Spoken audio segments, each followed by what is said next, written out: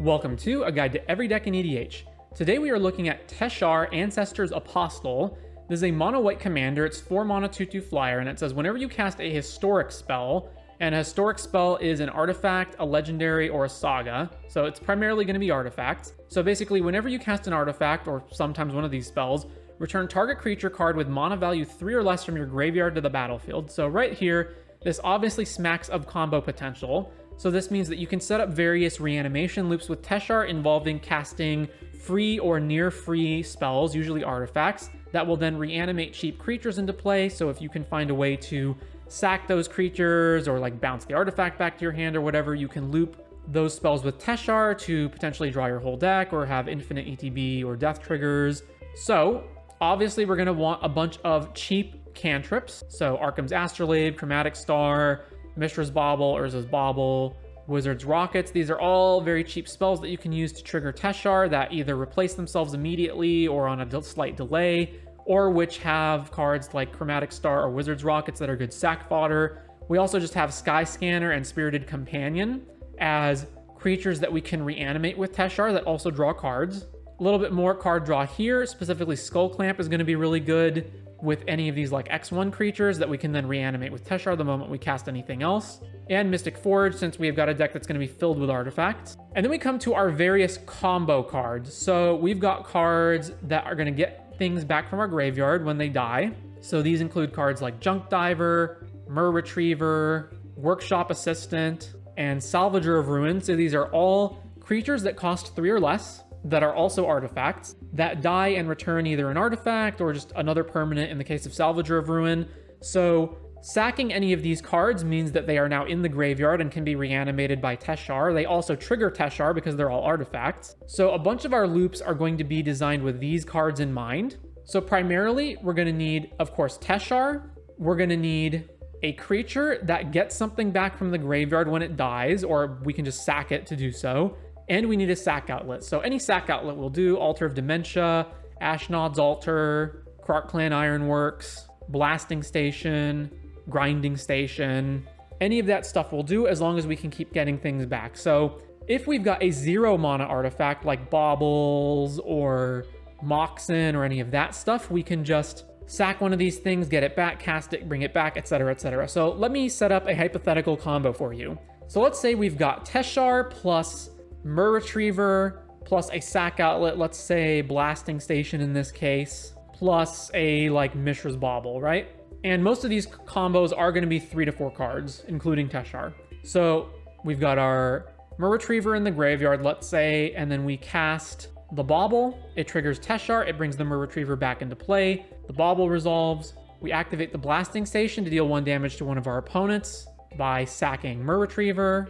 The Mer Retriever, and then we also sack the Bauble. So we sack the Bauble, we sack the Mer Retriever. The Mer Retriever triggers, it puts the Bauble back in our hand. We recast the Bauble. The Bauble triggers Teshar. It brings Mer Retriever back into play. Mer Retriever coming back into play triggers the Blasting Station. It untaps the Blasting Station. We sack the Bauble to its own ability. We use Blasting Station to sack Mer Retriever, which brings the Bauble back. We cast the Bauble, we trigger Teshar, we bring the Mer Retriever back, etc. We do infinite loops like that. But again, it can work with any combination of creature that gets a card back when it dies or by sacking itself, spell that's free or that we can pay for using something like Ashnod's Altar, and sack outlet, plus some kind of payoff like Blasting Station. So there are innumerable combinations of ways that we can do that using these cards. I'm not going to go into all of them. You can figure that out on your own, but it basically always involves some combination of those effects. So again, sack outlet, free spell, or a spell that you can cast using mana that you're generating off of something like Ashnod's Altar, sack outlet, plus Teshar. And all of these cards are going to combo in some regard in that sense. So things like Sensei's Divining Top is just a spell that we always have access to that only costs 1 mana. So if we need to get this back into our deck, we just draw, put it back on top, and then we can draw, cast the top, use it to trigger Teshar. This is mostly for value, although there are ways of going infinite with it if we've got another way of drawing a card so we can get the top back. Blasting Station and Grinding Station are both sack outlets that are also win conditions. Genesis Chamber allows us to create an extra artifact that we can use to sack whenever one of these things re-enters the battlefield, which can be relevant for things like Ashnod's Altar. Altar of Dementia is a win con in itself and a sack outlet. Enduring Renewal makes it so that when we sack creatures, it puts those creatures back into our hand.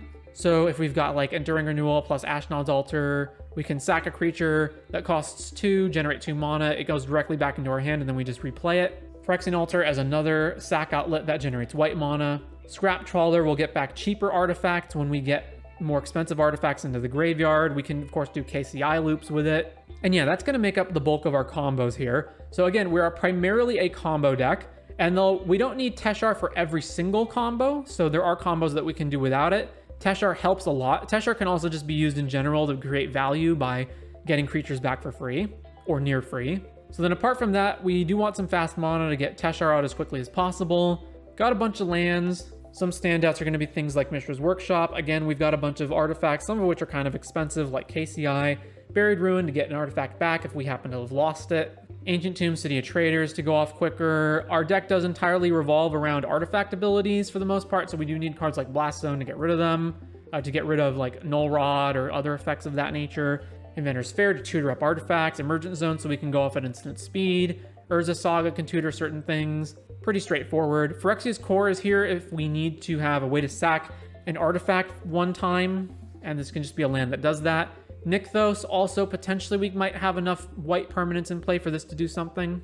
Then of course we want some protection, so Ranger Captain, Grand Abolisher, Silencer, opponents can't interact with us. Skrelv is a way to protect Teshar or another creature and is also an artifact that can trigger Teshar. Bunch of artifact ramp, including some things that make artifacts cheaper like Cloud Key, Foundry Inspector, Ugin the Ineffable, and Semblance Anvil. And of course, all of our artifact ramp also doubles as cards that trigger Teshar. We're going to want a bunch of removal, again, primarily to deal with things like Collector Oof, Stony Silence, and Null Rod, but just in general can be useful for other reasons. So Dusk Rose Reliquary, Loran, Portable Hole, Skyclave, Swords to Plowshares, and Ugin can also blow up anything. A little bit of stacks, because we're in white. Although a lot of the stacks that we would normally want to play, like Rule of Law effects, are not applicable in this deck because our combos involve recasting stuff over and over. So the stacks cards that we are restricted to are mostly things like Aven Mindcensor, Drannith Magistrate, Elish Norn, and Linvala. Then we're also going to want some tutors to assemble this stuff, so things like Oswald can help us find combos that we need.